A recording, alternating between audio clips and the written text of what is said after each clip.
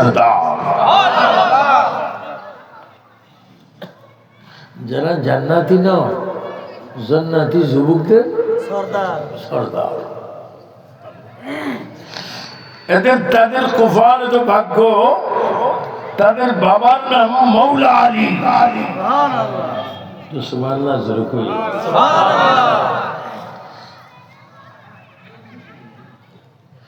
যখন মাহফিলে সেরাক ছিল, হেজাক লাইট ছিল, তখন মানুষ 1 লাখ, 1.5 লাখ, 2 লাখ, 50-60 হাজার মানুষ নিয়ে আমি অনেক কাছে অনেক ওয়াজ করেছি।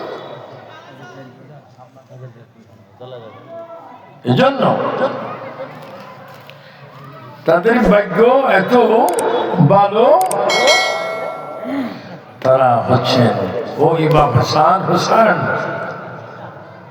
আপনাদের নানাকে, আমাদের নানা হচ্ছে ওয়ামা আরসালনাকা ইল্লা রাহমাতাল লিল আলামিন। আমাদের নানা রাসূলুল্লাহ। ইমাম হাসান হুসাইন আপনাদের বাবার নাম কি কয়? মৌলা আলী। আপনাদের মাতার নাম কি কয়? খাতুনে জান্নাত ফাতেমা। আপনাদের নানির নাম কি? খাদিজাতুল কুবরা।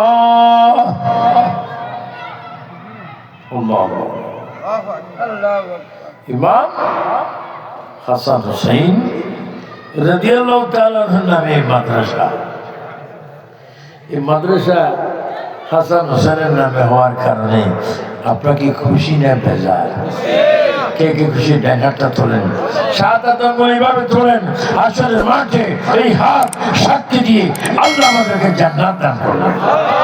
বলে আমরা ইমাম হাসানের মাদ্রাসা শুনে খুশি না বেজার?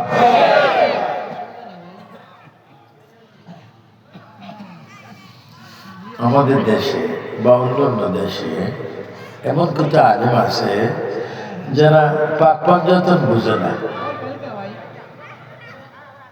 পাক পাঞ্জাতন বুঝে না। কি বাবা তুমি কি? আমি ডবল টাইটেল।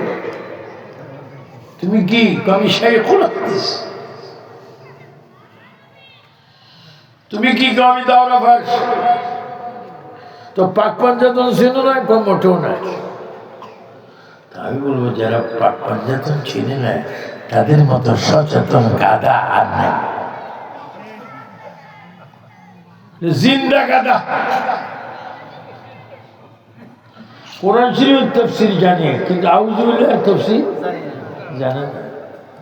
হাম বলো না, হাম হাদিস আইলা ইসলাম 29 পারার কোনো খবর নাই। হযরতে পাক পাঞ্জাতন শোনো, আমার নবী মৌলা আলী, মা ফাতেমা, ইমাম হাসান, ইমাম হুসাইন, এই পাক পাঞ্জাতন হচ্ছে বেহেশতে যাওয়ার ব্যবস্থা। আর তো জোরে বলবেন না সুবহানাল্লাহ।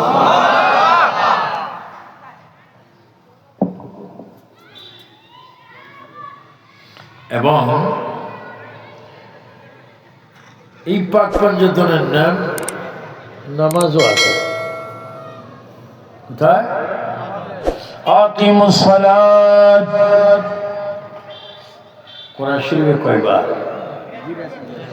82, 82 বার। আকিমুস সালাত ওয়া আতুজ যাকাত। কিন্তু আমরা নামাজের নিয়ত করি নাওয়াইতু আন উসাল্লিয়া লিল্লাহি তাআলা। নামাজ কার জন্য? আল্লাহর জন্য। আর একটু ছোট্ট করে বলবো, আল্লাহর জন্য। বেশি জোরে বললে পুলিশ